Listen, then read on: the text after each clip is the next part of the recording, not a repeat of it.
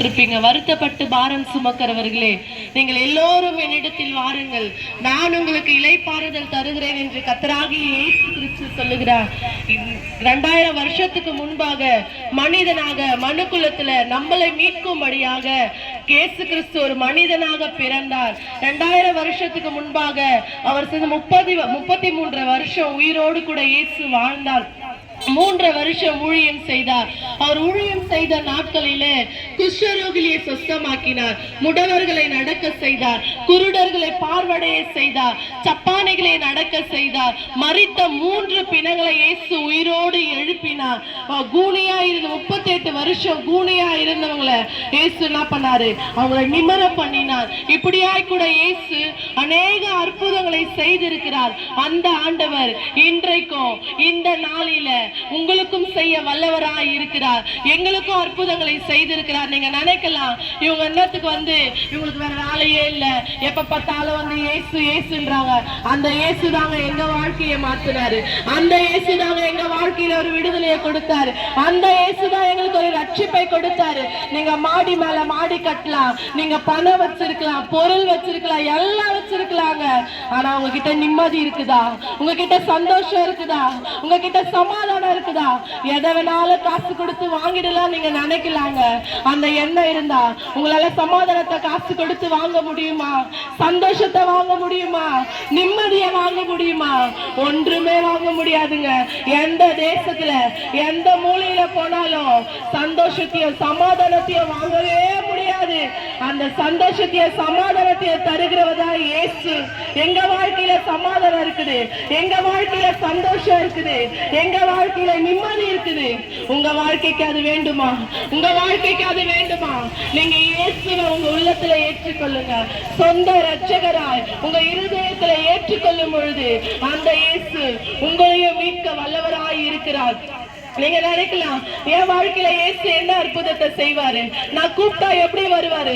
நீங்க பல தெய்வங்களை தேடி போலாம், ஆனா ஒரே ஒரு தெய்வம் உங்களை தேடி வந்தவன். யாரு உங்களை தேடி வர முடியும்? உங்ககிட்ட காசு இருந்தாதாங்க தேடி வருவாங்க. உங்க சொந்த பந்தவங்கிட்ட நீங்க மதிப்பா இருந்தாதான் உங்களை தேடி வருவாங்க. ஆனா இயேசு கிறிஸ்து சொல்றாரு, நீங்க ஒன்றுக்கும் உதவாம நீங்க குப்பையில கூட இருக்கலாம், யாருமே என்ன நினைக்கலையே, யாருமே என்ன தேடலையே நீங்க நினைக்கலாம். ஆனா இயேசு கிறிஸ்து உங்களை தேடி உங்களை ரட்சிக்க, உங்களை மீட்க, கர்த்தர் உங்களை ஆசீர்வதிக்க இந்த வேளையில வந்திருக்கிறார். அருமையான தேவ ஜனங்களே, நீங்க ஒருவேளை மனம் திரும்ப முடியாம பல பிரச்சனையில பல வியாதிகளில, யார் இந்த பிரச்சனையில இருந்து விடுவிக்க முடியும்? யார் இந்த வியாதியில இருந்து எங்களை விடுவிக்க முடியும்?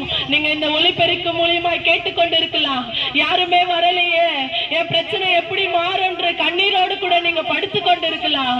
கர்த்தராகிய இயேசு கிறிஸ்து உங்க இருதயம் என்னும் கதவை தட்டுகிறார். ஒருவன் என் சத்தத்தை கேட்டு அதை திறந்தால் அவனோடு கூட நாம் என்ன பண்ணுவோம்? போஜனம் பண்ணுவேன் என்றார். ஆண்டவராகிய இயேசு கிறிஸ்து சொல்லுகிறார், உங்க இருதயத்தை கொஞ்சம் இடத்தை கொடுங்க. ஆண்டவர் உங்ககிட்ட பொண்ணையும் கேட்கல, பொருளை கேட்கல, உங்க ஆஸ்தியை கேட்கல, உங்க அந்தஸ்தை கேட்கல, எதுவுமே கேட்கல, உங்க உள்ளத்தை தான் கேட்கிறாரு. உங்க உள்ளத்துல கொஞ்சம் இடத்தை கொடுத்தீங்கன்னா கர்த்தர் உங்க வாழ்க்கையே மாற்றுவாரு. என்கிட்ட படிப்பு இருக்குதுங்க, என்கிட்ட அழகு இருக்குது, நான் எல்லாத்தையும் வாங்கிடுவேன் நீங்க நினைக்கலாம். எதுவுமே வாங்க முடியாதுங்க. ஒரு பின்ன கூட நம்ம என்ன பண்ண முடியாது. மறித்துட்டோம்னா ஒரு பின்னு கூட நம்ம எடுத்து கொண்டு போக முடியாது. நம்ம பிறக்கும் பொழுது ஒன்னும் கொண்டு வரல, மறிக்கும் பொழுது எதையும் கொண்டு போகல. நம்ம ஆத்மா எங்கே போவோம்? நம்ம மறிச்சோம்னா நம்ம ஆத்மா எங்கே போவோம்? அதுதாங்க பரலோக ராஜ்யம், நித்தியமான வாழ்க்கை. இந்த உலகத்துல நம்ம எதை வேணாலும் வாழ்ந்து, எப்படி வேணாலும் நம்ம சுகபோகமாய் வாழ்ந்து நம்மளை அர்ப்பணிக்கலாம். ஆனா நம்ம மறித்தோம்னா நம்ம ஜீவியம் எங்கே போவோம்? நம்மளுடைய ஆத்மா எங்கே போவோம்? அது நித்தியமான பரலோக ராஜ்யத்துல ஆண்டவரோடு கூட சேர்க்கப்படணும்னா நீங்க என்ன பண்ண? ரட்சிக்கப்படணும். ரட்சிப்பு பெரியதா இருக்கிறது. வெளியேற பெற்ற ரட்சிப்பு கர்த்தராகிய இயேசு கிறிஸ்து இந்த வேளையில உங்களுக்கு இலவசமாக தராருங்க.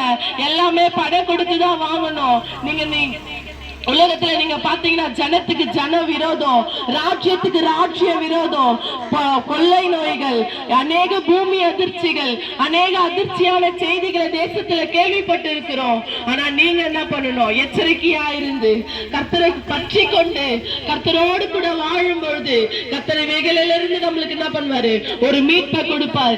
இன்றைக்கு நாம கண்ண மூடணும்னா பரலோக ராஜ்யத்துல என்ன பண்ணணும்? நம்ம போய் கொண்டு போய் சேர்க்கணும். அந்த தெய்வத்தை நாங்க சொல்ல வந்திருக்கிறோம். ஒருவேளை உங்களுக்கு என்ன பிரச்சனையா இருந்தாலும் நீங்க வாங்க, உங்களுக்காக நாங்கள் ஜெபிக்கிறோம்.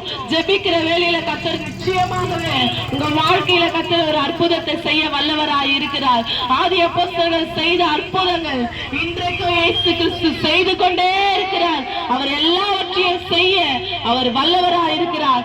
நானே வழியும் சத்தியமும் ஜீவனுமாய் இருக்கிறேன், என்னை இல்லாமல் ஒருவனும் பரலோக ராஜ்யத்துல என்ன பண்ண முடியாது. அவரை இல்லாம நம்ம பரலோக ராஜ்யமே போக முடியாது. அப்படியே கூட அவரே வழியா இருக்கிறார், அவரே சத்தியமா இருக்கிறார், அவரே நம்மளுக்கு ஜீவனாயா இருக்கிறார். கர்த்ததாமே இந்த மாலை வேளையில நீங்க யாரெல்லாம் எந்த வேலை செஞ்சு கொண்டிருந்தாலும் சரி, நீங்க கேட்டுக்கொண்டிருந்தாலும் சரி, கர்த்தர் உங்களை நேசிக்கிறார், அவர் அன்பாகவே இருக்கிறார். நீங்க மனம் திரும்புங்க, பரலோக ராஜ்யம் சமீபமா இருக்கிறது. கர்த்ததாமே உங்களை ஆசீர்வதிப்பார்.